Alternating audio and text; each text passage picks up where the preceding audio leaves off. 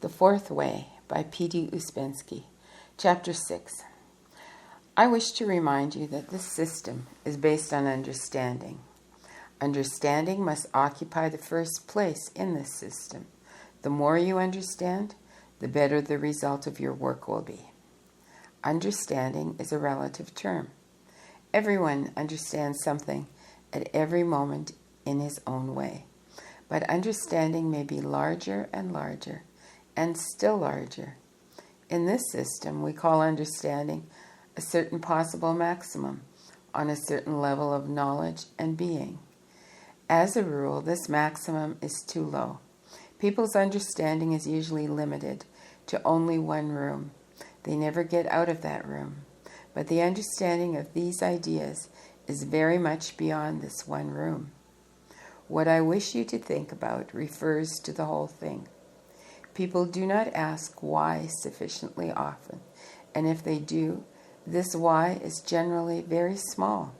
You should think of why you come here, what you want from this system, and what you learn from it, why this system exists, why I talk of this system, what I wish to achieve by talking about it. One has to have a certain point of view about it all. It may be a wrong one, but still, one must have some idea. As it is, almost every idea given remains unopened, unexplored. There are boxes and boxes that may be opened, the contents read, and many new things added. But mostly we deal with unopened boxes. One box, knowledge another, being a third, understanding, and so on. We do not even open the boxes. First, we have to learn the contents of the boxes. No need to limit yourself to a definite question in this respect. This is an organic system. In it, you start with anything. Start where you like. Only do something with the ideas you hear. It's not enough simply to sit on those boxes of books. Open the box with knowledge and the box with being. It is the relation between knowledge and being that is important. There are many things that you can understand now, although of course they will be surrounded by things you cannot understand yet. But if you begin with those things that you can understand, you will understand many other things. Every moment of understanding, every realization sheds light not only on the thing that we're thinking about, but also on many other things as well. Question by Ouspensky. Is a moment of understanding a moment of self-remembering? Answer. Gurdjieff. It depends. It may be connected with it or not. Question. Could there be real understanding not connected with self-remembering? Answer. There is no real understanding. Understanding is relative. It's like temperature. It may be 5 degrees, 10 degrees, 15 degrees.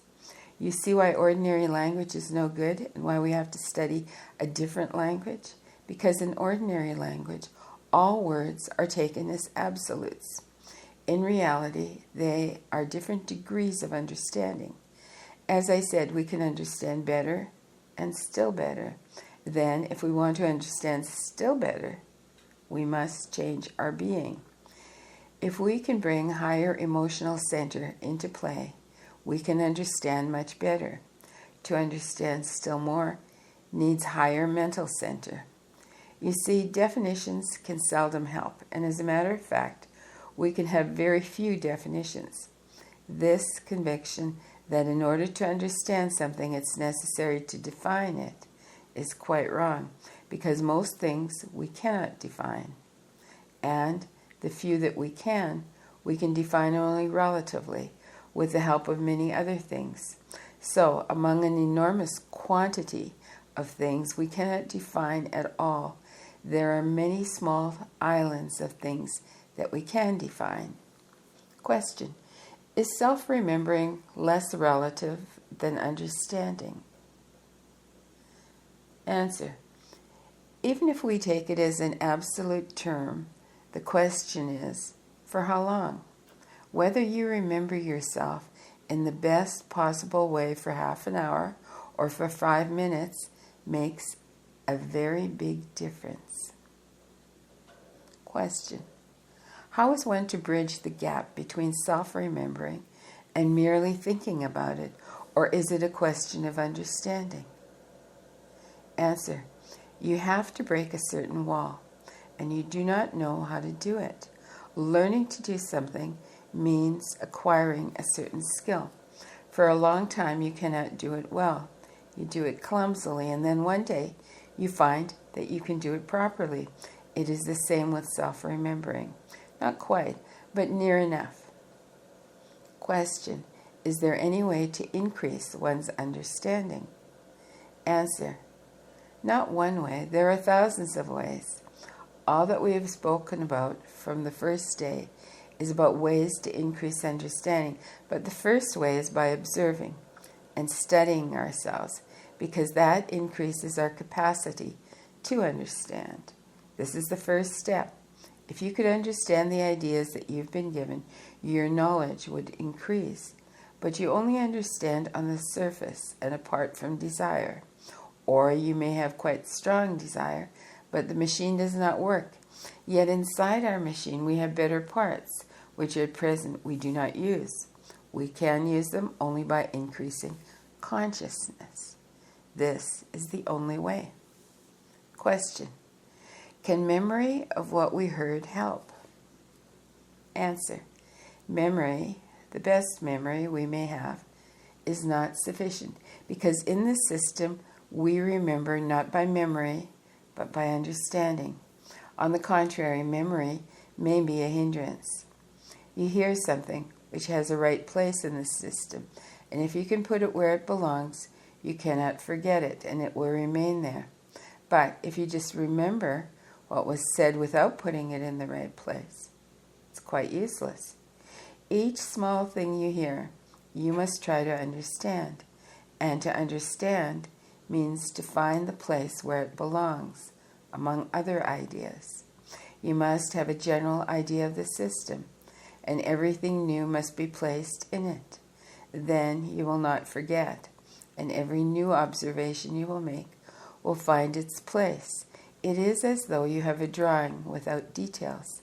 An observation fills in the details. If you have no drawing, the observation is lost. But chiefly you must struggle with obstacles which prevent you from understanding. Only by removing these obstacles can you begin to understand more. But obstacles, with the exception of the general description of identification and so on, are individual. You must find your own. You must see what stands in your way, what keeps you from understanding. When you find it, you must struggle with it. It needs time, for it cannot be found at once, although in some cases it may be very clear almost from the beginning. For a long time, all the work must be concentrated on understanding, for it is the only thing by which one can be guided. Our chief difficulty is that we want to do before we even know what it is all about. But in this system, one must understand first. When you understand things better, many other things will become possible, but not before. Question: you said that in order to understand the system, one has to increase one's being to the same extent as one's knowledge. And of the two, the most difficult is increase of being? Answer: both are equally difficult. Question: but it seems to me easy to increase one's knowledge. Answer: not as easy as you think, because knowledge without understanding will be useless. It will merely be more words. We must work on the change of being, but if we work on that, as we do everything in ordinary life, life will not be long enough. It is possible to get a durable change of being, only if we use the perfected methods of schoolwork. Otherwise, our attempts will be too scattered.